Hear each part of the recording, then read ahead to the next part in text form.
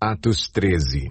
Na igreja de Antioquia havia profetas e mestres: Barnabé, Simeão, chamado Níger, Lúcio de Cirene, Manaém, que fora criado com Herodes o tetrarca, e Saulo. Enquanto adoravam o Senhor e jejuavam, disse o Espírito Santo: Separem-me Barnabé e Saulo para a obra a que os tenho chamado. Assim, depois de jejuar e orar, impuseram-lhes as mãos e os enviaram. Enviados pelo Espírito Santo, desceram a Seleucia e dali navegaram para Chipre. Chegando em Salamina, proclamaram a palavra de Deus nas sinagogas judaicas.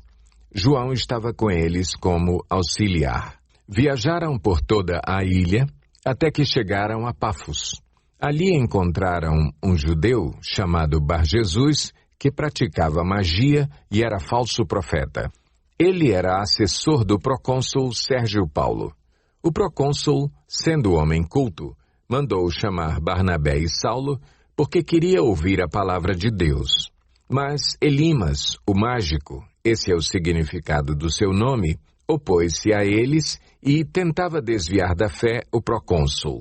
Então Saulo, também chamado Paulo, cheio do Espírito Santo, olhou firmemente para Elimas e disse: Filho do diabo e inimigo de tudo o que é justo, você está cheio de toda espécie de engano e maldade. Quando é que vai parar de perverter os retos caminhos do Senhor? Saiba agora que a mão do Senhor está contra você, e você ficará cego e incapaz de ver a luz do sol durante algum tempo. Imediatamente vieram sobre ele névoa e escuridão, e ele, tateando, procurava quem o guiasse pela mão. O procônsul, vendo o que havia acontecido, creu, profundamente impressionado com o ensino do Senhor. De Pafos, Paulo e seus companheiros navegaram para Perge, na Panfilha. João os deixou ali e voltou para Jerusalém. De Perge, prosseguiram até Antioquia da Psídia. No sábado, entraram na sinagoga e se assentaram. Depois da leitura da lei e dos profetas, os chefes da sinagoga lhes mandaram dizer: Irmãos, se vocês têm uma mensagem de encorajamento para o povo, falem. Pondo-se de pé, Paulo fez sinal com a mão e disse: Israelitas e gentios que temem a Deus, ouçam-me. O Deus do povo de Israel escolheu nossos antepassados e exaltou o povo durante a sua permanência no Egito. Com grande poder, os fez sair daquele país e os aturou no deserto durante cerca de 40 anos. Ele destruiu 7 nações em Canaã e deu a terra delas como herança ao seu povo. Tudo isso levou cerca de 450 anos. Depois disso, ele lhes deu juízes até o tempo do profeta Samuel. Então o povo pediu um rei, e Deus lhes deu Saul, filho de Quis, da tribo de Benjamim, que reinou 40 anos. Depois de rejeitar Saul, levantou-lhes Davi como rei, sobre quem testemunhou: Encontrei Davi, filho de Jessé, homem segundo o meu coração. Ele fará tudo o que for da minha vontade. Da descendência desse homem, Deus trouxe a Israel o Salvador Jesus, como prometera. Antes da vinda de Jesus, João pregou um batismo de arrependimento para todo o povo de Israel. Quando estava completando sua carreira, João disse: Quem vocês pensam que eu sou? Não sou quem vocês pensam, mas eis que vem depois de mim aquele cujas sandálias não sou digno nem de desamarrar. Irmãos, filhos de Abraão e gentios que temem a Deus, a nós foi enviada esta mensagem de salvação. O povo de Jerusalém e seus governantes não reconheceram Jesus, mas, ao condená-lo, cumpriram as palavras dos profetas que são lidas todos os sábados. Mesmo não achando motivo legal para uma sentença de morte, pediram a Pilatos que o mandasse executar. Tendo cumprido tudo o que estava escrito a respeito dele, tiraram-no do madeiro e o colocaram num sepulcro.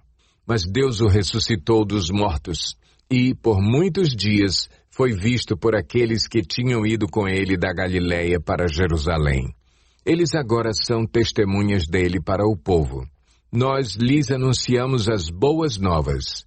O que Deus prometeu a nossos antepassados, ele cumpriu para nós, seus filhos, ressuscitando Jesus, como está escrito no Salmo 2: Tu és meu filho, eu hoje te gerei. O fato de que Deus o ressuscitou dos mortos para que nunca entrasse em decomposição é declarado nestas palavras: Eu lhes dou as santas e fiéis bênçãos prometidas a Davi. Assim, ele diz noutra passagem: Não permitirás que o teu santo sofra decomposição. Tendo, pois, Davi servido ao propósito de Deus em sua geração, adormeceu, foi sepultado com os seus antepassados e seu corpo se decompôs. Mas aquele a quem Deus ressuscitou não sofreu decomposição. Portanto, meus irmãos, quero que saibam que mediante Jesus lhes é proclamado o perdão dos pecados. Por meio dele, todo aquele que crê é justificado de todas as coisas das quais não podiam ser justificados pela lei de Moisés. Cuidem, para que não lhes aconteça o que disseram os profetas. Olhem, escarnecedores, admirem-se e pereçam, pois nos dias de vocês farei algo que vocês jamais creriam se alguém lhes contasse. Quando Paulo e Barnabé estavam saindo da sinagoga, o povo os convidou a falar mais a respeito dessas coisas no sábado seguinte. Despedida a congregação, muitos dos judeus e estrangeiros piedosos convertidos ao judaísmo seguiram Paulo e Barnabé. Estes conversavam com eles, recomendando-lhes que continuassem na graça de Deus. No sábado seguinte, quase toda a cidade se reuniu para ouvir a palavra do Senhor. Quando os judeus viram a multidão, ficaram cheios de inveja e, blasfemando, contradiziam o que Paulo estava dizendo. Então Paulo e Barnabé lhes responderam corajosamente: Era necessário anunciar primeiro a vocês a palavra de Deus.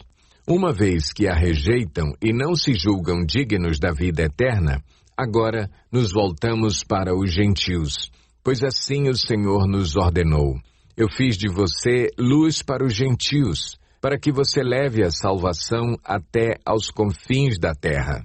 Ouvindo isso, os gentios alegraram-se e bendisseram a palavra do Senhor, e creram todos os que haviam sido designados para a vida eterna. A palavra do Senhor se espalhava por toda a região. Mas os judeus incitaram as mulheres piedosas de elevada posição e os principais da cidade. E, provocando perseguição contra Paulo e Barnabé, os expulsaram do seu território. Estes sacudiram o pó dos seus pés em protesto contra eles e foram para Icônio. Os discípulos continuavam cheios de alegria e do Espírito Santo.